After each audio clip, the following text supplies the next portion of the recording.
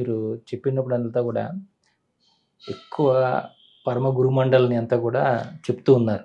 అంటే ఏంటి అసోసియేషన్ ఏంటి మీకు? ఆ గురుమండలి అందరూ ఎలా ఎలా కలిసారు మీరు? అందరిని కలిసారా? లేకపోతే అందరిని దర్శించారా? వారంతా మీకు స్వప్న దర్శనం ఇచ్చారా? లేదా వారిని నిరంతర మార్గనిర్దేశం చేస్తున్నారా? మొట్టమొదట మనము ఇందాక అనుకున్నట్టు 84 షిరిడి సాయినాథులు వారు ఫకీర్ రూపంలో అనుగ్రహించటం. అప్పుడు అమ్మకి 9 నాణాలు కూడా ఇవ్వడం జరిగింది అమ్మకి. ఇచ్చి చాలా చమత్కారాలు చేశారు. ఇలా బాబా దగ్గరికి దర్శనార్థం వెళ్తూ ఉండడం. అయితే ఇంచుమించు 95 అంటే నేను కొంచెం డిగ్రీ అప్పుడు చదువుతున్నప్పుడు స్వామి వివేకానంద మహారాజులవి బుక్స్ చదువుతూ ఉండేవాడిని. చదువుతూ ఉన్నప్పుడు వారి అనుగ్రహమే. మరి ఉత్తమ శిష్యులు ఏం చేస్తారు? వారి గురువు గారి దగ్గర తీసుకుపోతారు. అలా నరేన్ స్వామి, మన వివేకానంద స్వామి వివేకంతో పాటు ఆనందాన్ని ఇచ్చేది. అందుకే వారు వివేక ఆనంద అయ్యారు. జ్ఞాన సంపన్నులు. వారి అనుగ్రహము వారితోటి ఫ్రెండ్షిప్ అయిపోయింది. అలా అవుతూ అవుతూ అవుతూ మెల్లిగా మరి తీసుకెళ్ళి శ్రీరామకృష్ణ పరమహంస మహారాజుల దగ్గర కూర్చోబెట్టేశారు. ఇది ఒక లీల. అయితే ఠాకూర్ వారిని శ్రీరామకృష్ణ పరమహంస మహారాజుల్ని ఠాకూర్ అని, బాబా అని, అప్పుడప్పుడు అమ్మ అని అలా పిలుస్తూ ఉండేవారు. అయితే నేను గుంటూరులో ఇంతకుముందు మార్కెటింగ్ సేల్స్లో ఉండేవాడిని. ఆ తర్వాత 2004లో 5లోనూ టీచింగ్లోకి వచ్చాను అన్నమాట. అయితే ఉన్నప్పుడు గుంటూరులో పనిచేసేవాడిని.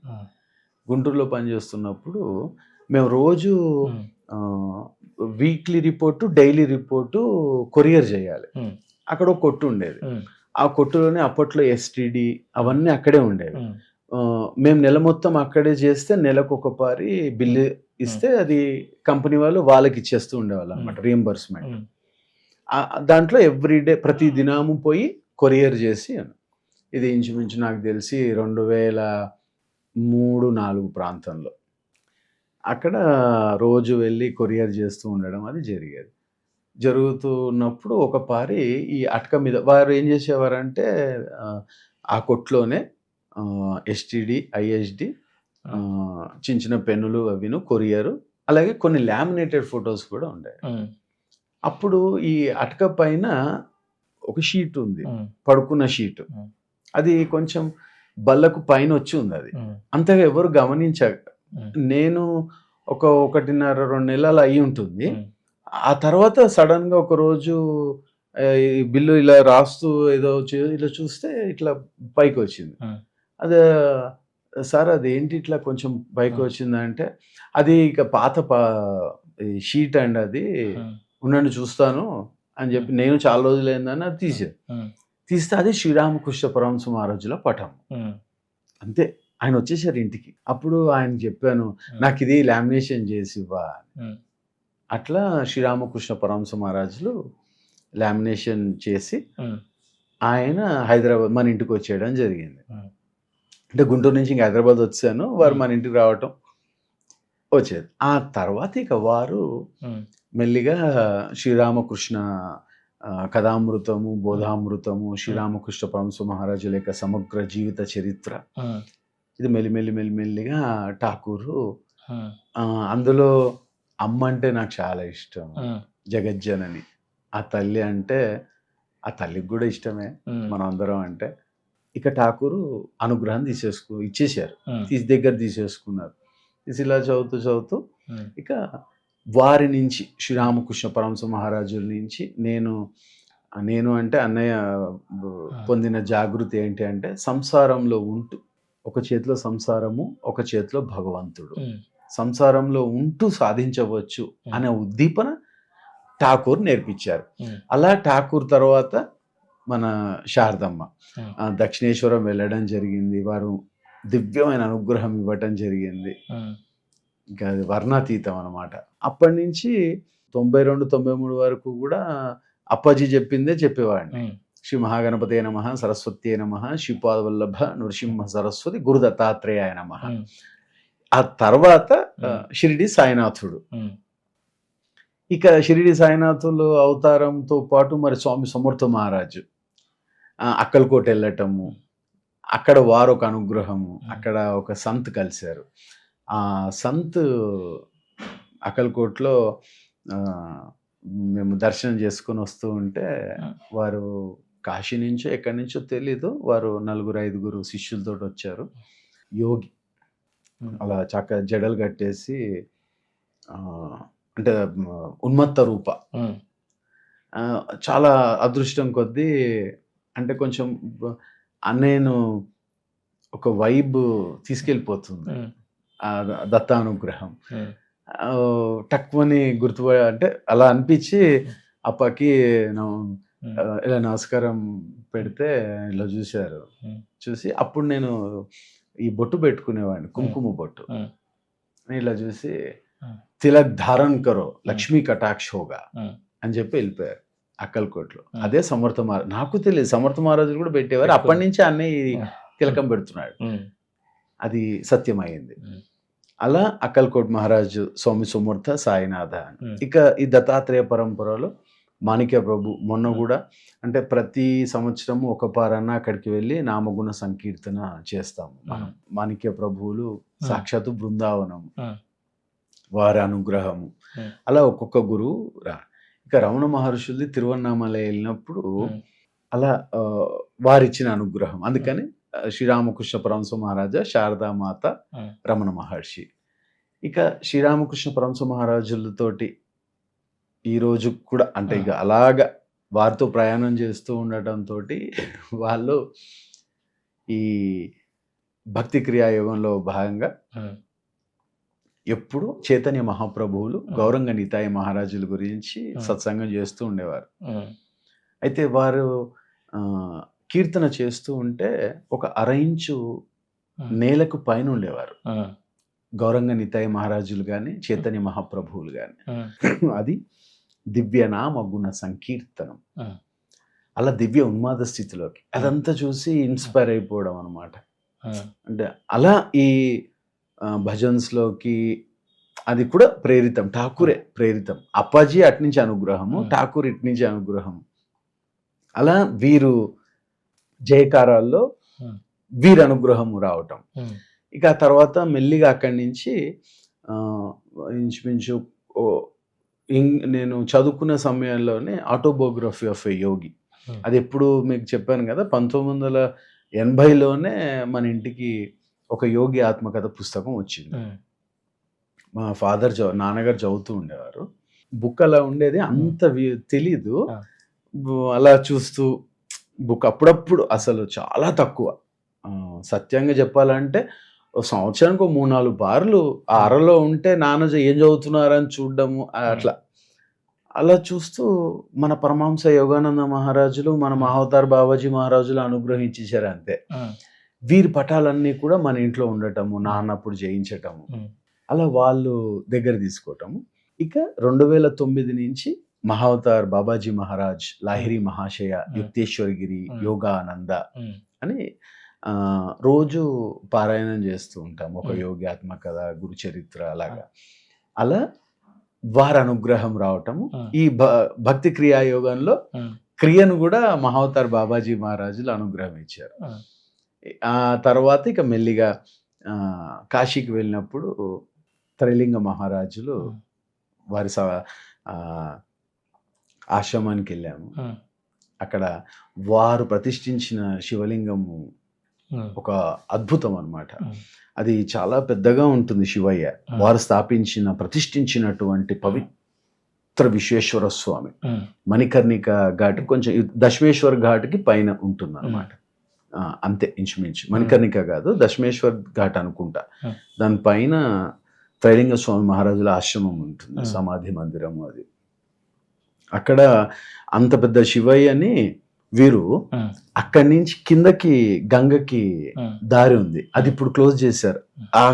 ఆ పైనే ప్రతిష్ఠించారు. అది గుఫ క్లోజ్ చేసి ఉంటుంది అనమాట. అప్పట్లో వారు అంత పెద్ద శివలింగాన్ని ఆ గుఫలో, ఒకే మంచి పడతాడు, ఆ గుఫలో వెళ్తున్నప్పుడు అంత పెద్ద శివుడు ఇంతే అయిపోయేవాడు. అక్కడ దాకా వెళ్ళిన తర్వాత అంత అయిపోయేవాడు. అక్కడ గంగలో రోజు అభిషేకం చేయించి మళ్ళీ ఆ కింద నుంచి వారు పైకి వెళ్ళేవారు అనమాట. అలా వారి చైతన్యము, వారి అనుగ్రహము త్రైలింగ మహారాజులు జయకారాల్లోకి వచ్చేసారు. ఆ తర్వాత ఎన్నో పార్లు అంటే 2013, 14 చెప్పాను కదా, జిల్లాలు 7, 8 ప్రాంతాల నుంచి సంవత్సరానికి ఒక పారో 2 పార్లో లేదా 2-3 సంవత్సరాలకు ఒక పారో అమ్మ పిలుస్తూ ఉంటుంది. అక్కడ కూడా నామగుణ సంకీర్తన చేయటము అమ్మ. అయితే అమ్మ అంత అనుగ్రహం ఇచ్చింది. జయకారాల్లో జిల్లెలముడి అమ్మ వచ్చింది. పరమహంస యోగానంద మహారాజులు చాలా ఎంతో మంది యోగుల్ని వారు కలవటము, సత్సంగం చేయటము, ఆ అనుగ్రహం మనకు ఒక యోగి ఆత్మకథ ద్వారా ఇవ్వటం జరిగింది. దాంట్లో అమ్మ ఆనందమాయి గురించి కూడా ఒక సత్సంగం ఉంది. ఆ తల్లి భక్తి క్రియా యోగంలోనే వారు ఒక సత్సంగంలో అద్భుతమైన పదాలు ఏంటంటే, ఒక పారి అమ్మను గలవటానికి వెళ్తున్నప్పుడు అంతా తివాచీలు అవన్నీ వేసి అమ్మ గురించి ఎదురు చూస్తూ ఉంటారు. ఇటు సైడు అటు సైడు భక్తులు ఉంటారు.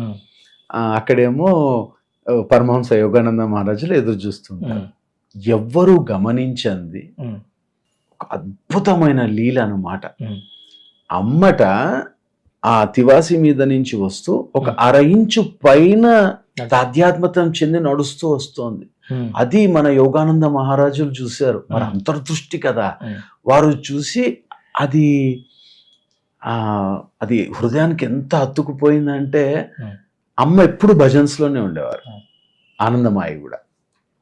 అట్లా అమ్మ అనుగ్రహం ఇచ్చేసింది. ఇంకా అందుకని ఆనందమాయి అమ్మ. ఇక అనఘాదత్తుడు, ఇక శ్రీపాద వల్లభ మహారాజులు king of Kings, Lions of Lions Datta Swami. ఎందుకంటే కొంచెం చిన్నప్పటి నుంచి కూడా దత్తాత్రేయ లక్ష్మీ గణపతి దత్తాత్రేయ స్వామి సాంప్రదాయంలో మనం ఉన్నాం కాబట్టి దత్తుడు ఇక మొదటి శ్రీపాద శివలభ అవతారం అని ఇలా ఒక్కొక్క గురువుని వారి అనుగ్రహంతో వారి రోజు స్మరణ చేసుకునే అదృష్టం వారిచ్చిన అనుగ్రహమే. వారి పేరు తలవాలంటే కూడా వారి అనుగ్రహం ఉండాలి కదా. అంటే ఇంతమందిని తలిచేటప్పుడు వీళ్ళందరూ కూడా మీ స్వప్నంలోకి వచ్చి ఇబ్బందులు పెట్టరండి? అవుతుంది. కొన్ని అలా రాసుకున్నాను కూడా. ఈ షిరిడి సాయినాథులు వారు మనం ఇందాక అనుకున్నట్టు భజన ఎలా భగవంతుని యందు ప్రేమ పుట్టిస్తుందో, ఎక్కిరాల భరద్వాజ మాస్టర్ గారు వారిచ్చిన అనుగ్రహము, వారికి బాబా ఇచ్చిన అనుగ్రహము, సాయి సచ్చరిత్ర, ఇవన్నీ కూడా సచ్చరిత్ర పారాయణము చేస్తే భగవంతునితో మమేకం అవుతాం అన్నమాట. అయితే మనం ఇందాక అనుకున్నట్టుగా అప్ప అనుగ్రహము, దత్తానుగ్రహము పారాయణంలో చేస్తూ భజన్స్ చేసుకుంటూ ఉండేవాళ్ళు. ఒక పారి పడుకొని ఉన్నాము, ఉదయము 2:30-3 ఆ ప్రాంతానికి. బాబా ఆకుపచ్చ గ్రీన్ కలర్ డ్రెస్, ఇప్పటికీ ఆ దృష్టి ఆయన అలా ఒక చేతితోటి ఇలా జుబ్బా పైకి పట్టుకుని ఈ చేతితోటి లేరా, నేను అప్పుడు లోపల రుద్రపారాయణం చేస్తున్నాను కల్లో.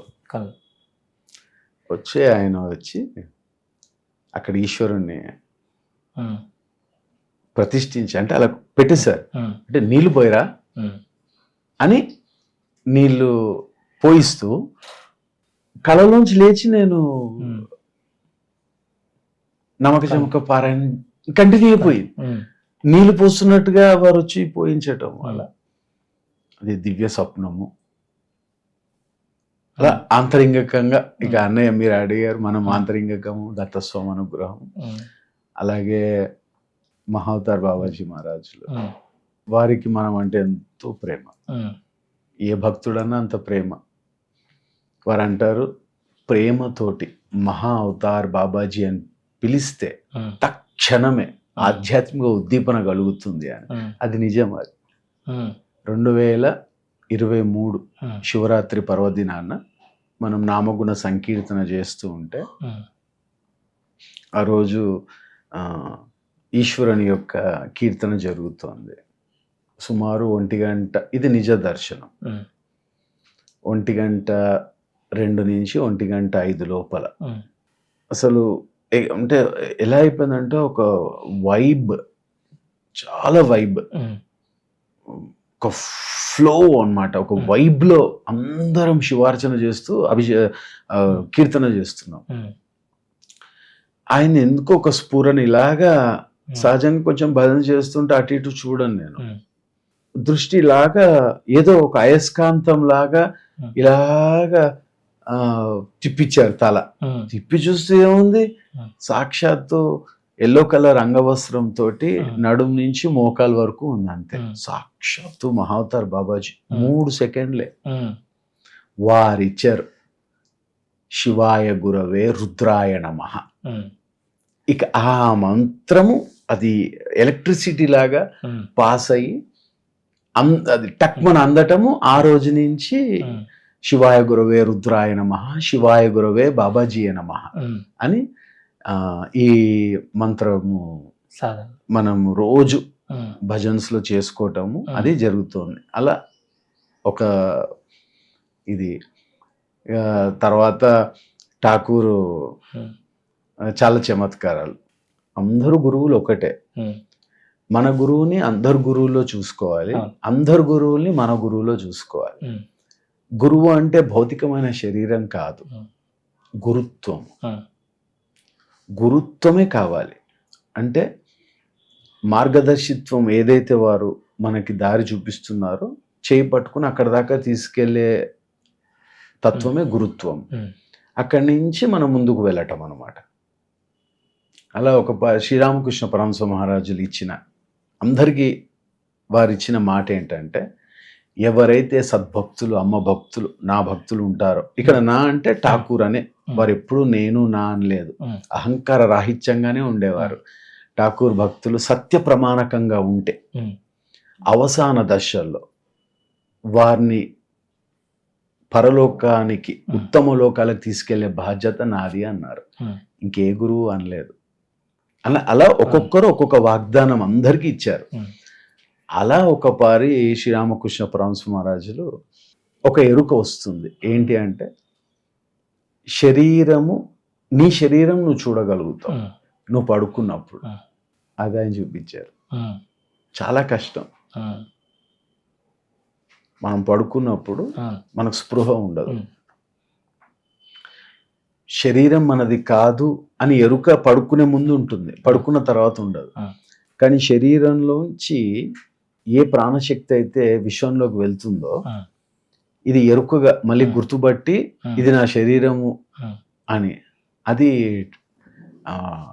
ఠాకూర్ సహాయం అనుగ్రహించారు. అలా ఎన్నో ఒకటి ఒకటి ఒకటి అట్లా దత్తాత్రేయ స్వామి నిజ దర్శనాలు, ఇక అఖండ చైతన్యం అన్నమాట. ఒక ఆకారం అంటూ ఉండదు.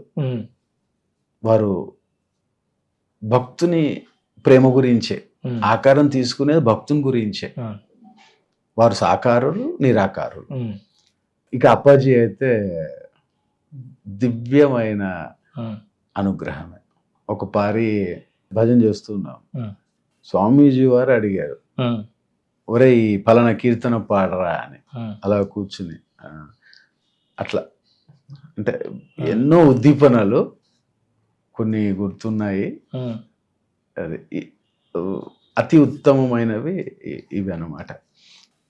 సాధనలో పరిణితి సాధిస్తూ ఉన్నాడు అని ఒక మనిషి అనుకోవటానికి మొట్టమొదట ఇలాంటి అంటే అతని యొక్క లేక ఆమె యొక్క భక్తుడు భక్తురాలు యొక్క నమ్మకాన్ని నిజం చేయటానికి, ఆ తర్వాత విశ్వాసం పెంచటానికి దైవ ఉద్దీపన కలిగిస్తారు.